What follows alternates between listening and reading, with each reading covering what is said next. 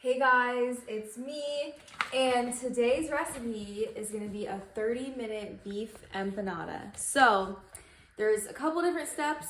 They should come together pretty quickly, but we wanna remember to make sure everyone's doing something at the same time to stay on track with time.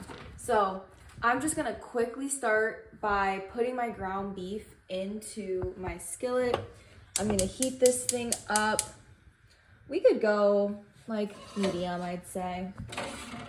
And I'm gonna take a half a pound of ground beef. So here is 1 pound. I'm gonna take half of this package and I'm just gonna put it straight into the skillet. It does not need any oil because it's already a pretty oily meat. So I'm just gonna put half of it in there and let that start up cooking. Now, raw meat hand, I gotta go wash this. Be right back.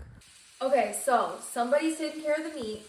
Now someone else can start prepping our dough. So you're gonna have some sort of already made dough, and what you're gonna do is you can decide how big or small you want your circles to be, but remember you're gonna be folding the circles in half and pinching them shut. So this will be a super tiny baby, which is cute, and maybe you want more small ones versus less big ones, right? Doesn't matter, whatever you want to do, but someone's got to get moving fast. And I don't even have a cookie cutter at this house, but luckily I have this Thomas Worthington mug that works just as good. So what you can do is just take a mug, we've got plenty in the classroom, and use it as a cookie cutter like that. And then you can kind of stretch this out. It'll be like room temp once you're in the classroom. You can stretch it out and use this to put your meat in once it's cooked and pinch it up. So somebody better start getting these into circles as soon as you get in the classroom. Multiple jobs, multiple people. All right, so I've got 7 of these little babies here so far. And look how much dough I have left. I mean, you can keep kind of like rolling it out and making more, but this took me about 30 seconds. So no big deal. And all right, you guys see how it's pink on one side, brown on the other side. So it's cooked when it is brown. So we're gonna keep on going. Now let's get our vegetables prepped. All right, so we need a quarter of an onion chopped up, as well as a chunk of this pepper. We don't need too much just because we don't need a ton of vegetables in this. So I'm just gonna cut off some of this, and whatever way I feel like, I'm just gonna cut it into as small pieces as I want to.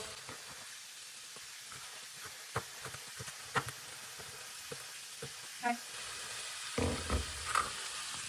Now I'll throw that in there.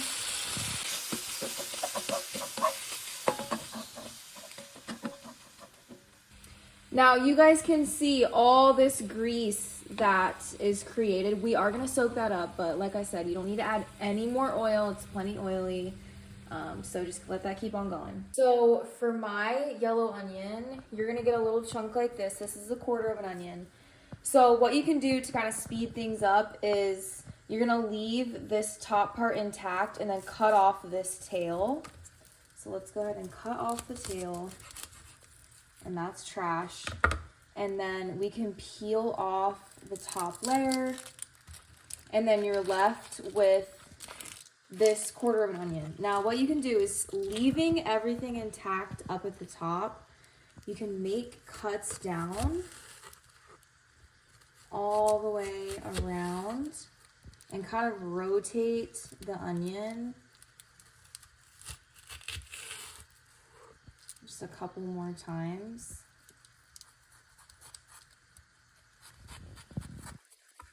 So now I've got cuts going this way on the onion, and now I can just go like this, and then that was pretty quick. So now you've got all these little tiny pieces. Once you separate them, you can see that I'll just throw on in with my meat. So I'll keep on going.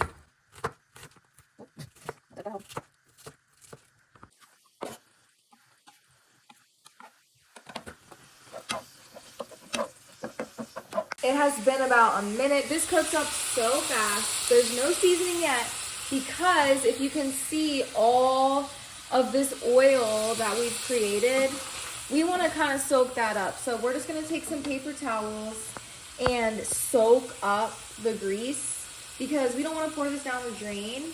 It will harden in the pipes. It's not good for your sink. So we're just going to soak up as much as we can just because we don't want this to affect our finished product. Get it soaked up. Be real careful. And then we'll throw this in the trash. That way we're saving our sink and this won't ruin our empanadas by having too much oil, making the crust disintegrate. You guys know what I'm saying. I can't even talk. Now let's throw in our seasonings. This meat is cooked. We need to turn the heat off, let it cool down, and we're gonna cook on the seasoning. So this calls for cumin, garlic, salt, pepper, and chili powder. So let's just throw that right on into the mix.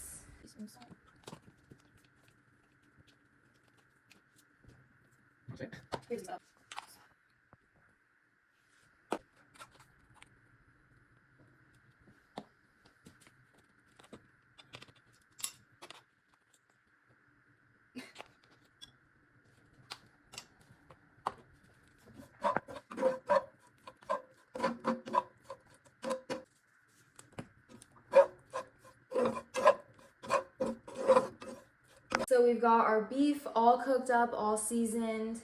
We have our shells ready to go.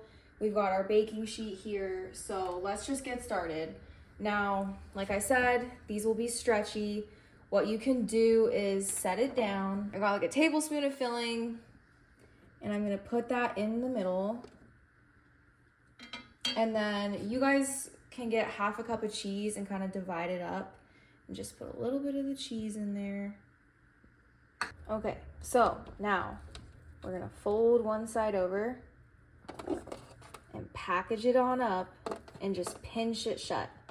Doesn't matter how beautiful it is. So mine aren't really gonna be that cute, but it doesn't matter. It's food and it's gonna taste delicious. So there we go. There's the first one. So I'm gonna continue to do all of these right now.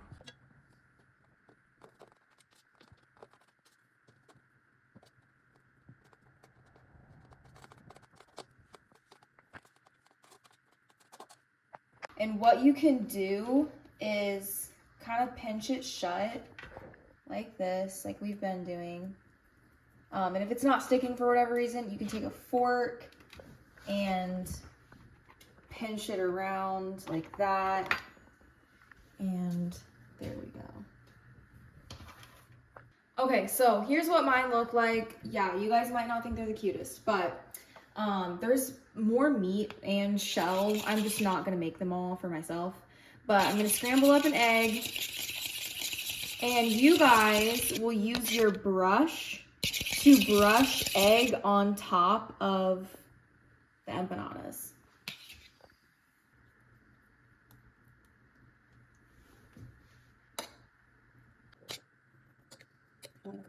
Okay, that'll do the job. You guys will have a brush, I don't. So anyway, we're gonna put these in the oven for about 10 minutes and then we'll check them.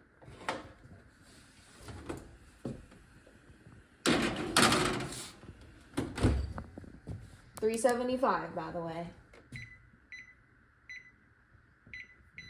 Okay, so let's get these out of the oven. They are golden on the tops and they are ready to take out. They look beautiful. We will let them cool down and then I'll give it a taste test. Okay, so they are finished up. They look great. And it's time for me to try it. That is pretty good. I'll try this one.